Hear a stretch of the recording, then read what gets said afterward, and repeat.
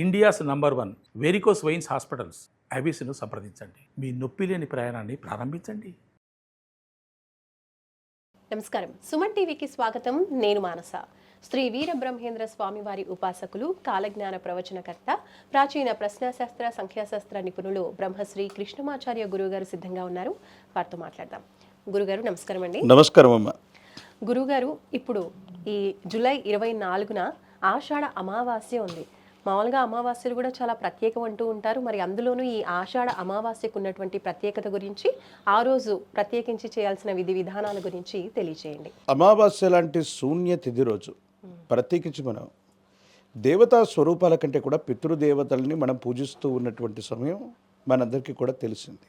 ఆషాఢ మాసానికి ఆ పేరు ఎలా వచ్చింది అంటే, పూర్వాషాఢ ఉత్తరాషాఢ నక్షత్రాలకి చేరువలు పౌర్ణమి గడియలు వస్తే ఆ మాసం పేరు ఆషాఢ మాసం అయ్యింది. ఈ ఆషాఢ మాసంలో వచ్చేటువంటి అమావాస్యకి చాలా రకాలైనటువంటి ప్రత్యేకతలు ఉన్నాయి. ఎందుకో తెలుసా? ఈ అమావాస్య ఉత్తరాయణ కాలం నుండి దక్షిణాయన కాలం మొదలయ్యేటువంటి సందర్భంలో వచ్చేటువంటి అమావాస్య. అంటే దక్షిణాయన పుణ్యకాలం, ఉత్తరాయణ పుణ్యకాలం సంపూర్ణమై దక్షిణాయనం మొదలవుతూ ఉన్నటువంటి సందర్భంగా కూడా మనం చెప్తాం. ప్రత్యేకించి శ్రాద్ధ కర్మలకి, పితృ సంబంధమైనటువంటి క్రతువులకి విశేషవంతమైనటువంటి అమావాస్యలన్నీ కూడా మనకు తెలుసు. ఈ ఆషాఢ అమావాస్య రోజు గురు ఆదిత్య యోగం ఉంది. జ్యోతిష్యపరమైనటువంటి పరిభాషలో గజకేసరి అనేటువంటి చాలా గొప్ప యోగం. 1, 4, 7, 10 స్థానాల్లో చంద్ర గురువుల యొక్క యుతి ఉన్న, ఆ స్థానాల్లో ఆ 2 గ్రహాలు ఉన్న దాన్ని గజకేసరి యోగం అని మనం పిలుస్తాం.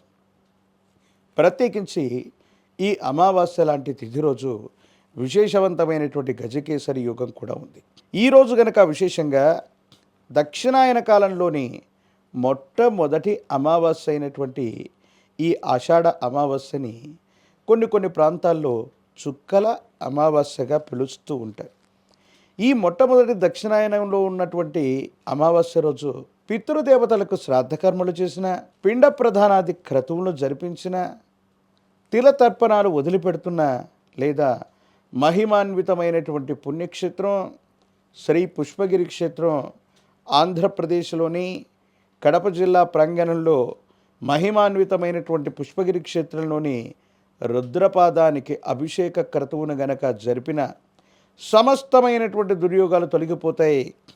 పితృ సంబంధమైనటువంటి విషయాల్లో తరతరాలుగా ఉన్నటువంటి దోషయుక్తమైనటువంటి పరిస్థితులన్నీ కూడా ఒక్క ఈ అమావాస్య నాడు మనం ఆచరించేటువంటి ఈ మహా రుద్రపాదాభిషేకంతో మన పూర్వీకులకు సద్గతులు కలగటం, సమస్యల నుండి మనం విముక్తులవ్వటం కూడా జరుగుతుంది. ప్రత్యేకించి పుణ్య నదీ సంగమాల్లో మనం స్నానాన్ని ఆచరిస్తూ ఉంటాం పర్వదినాల్లో. ఎప్పుడైనా ఈ ఆషాఢ మాసంలోని ఈ అమావాస్య రోజు మీ పరిసర ప్రాంతాల్లో ఉన్నటువంటి ఏదైనా సరే నదీ ప్రవాహం దగ్గరికి వెళ్ళి ఆ మహాతల్లిని, ఆ నదీమ తల్లిని తలుచుకుంటూ స్నానాన్ని ఆచరించి వస్త్రాల్ని గనక, పాత వస్త్రాల్ని వదిలిపెడితే తీవ్రమైనటువంటి నరఘోష, నరదిష్టి, నరపడేలే కాదు, సమస్తమైనటువంటి తాంత్రిక ప్రయోగాలు మీ మీద జరిగి ఉన్నా కూడా వదిలివేసేటువంటి అవకాశం ఉంది.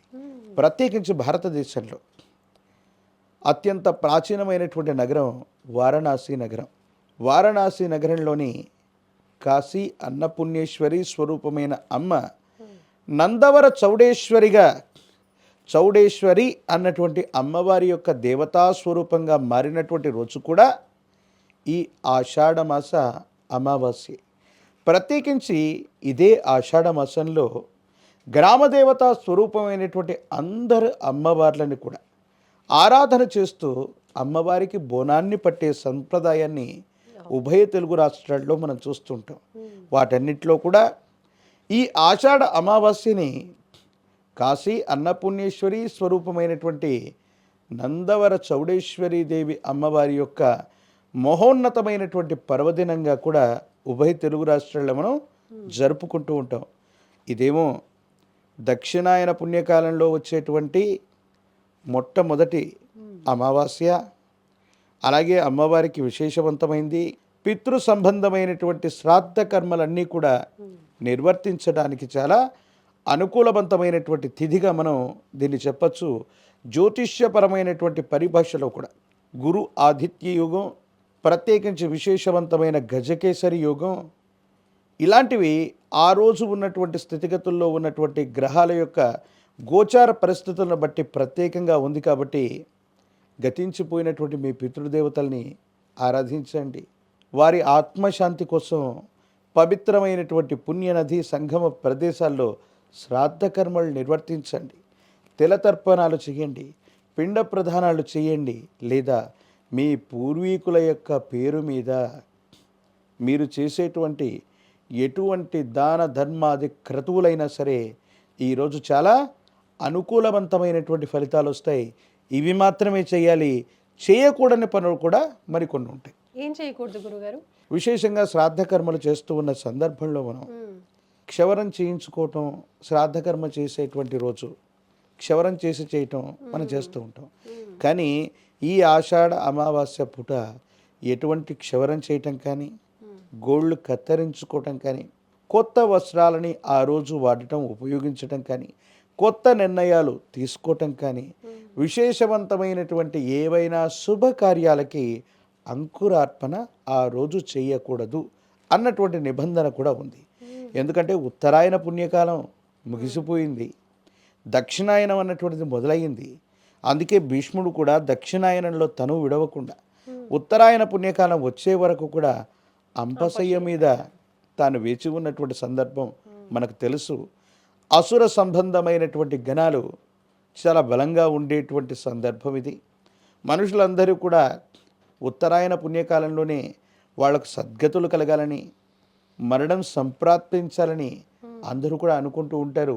దక్షిణాయన పుణ్యకాలంలో పాపాత్ములు మాత్రమే లేదా ఏవైనా దుష్కర్మలు చేసినటువంటి వాళ్ళకు మాత్రమే మరణం అన్నటువంటిది సంభవిస్తుందన్నటువంటి నమ్మకం, విశ్వాసం కూడా మనకుంటుంది. కొత్త వస్తువుల్ని ధరించటం, కొత్త వస్తువులు లేదా వస్త్రాలు ధరించటం, ఉపయోగించటం, నూతులు బావులు తవ్వటం, పూడ్చిపెట్టడం, కొత్త నిర్మాణాలను కట్టడానికి ఏర్పాటుకు ప్రారంభోత్సవం చేయటం, అలాగే గోర్లు కత్తిరించటం, క్షవరం చేయటం, ఇలాంటి విషయాలన్నీ కూడా ఈ ఆషాఢ అమావాస్య రోజు నిషిద్ధంగా చెప్పారు. శ్రద్ధతో చేయగలిగిన కార్యక్రమమే శ్రాద్ధకర్మ. ఇది పితృదేవతలకి సంబంధించింది. కాబట్టి పితృదేవతలకు సంబంధించిన శ్రాద్ధ కర్మలను ఎంత భక్తితో మనం చేస్తే అంత అక్షయమైనటువంటి ఫలాన్ని మనం తప్పకుండా పొందుతాం.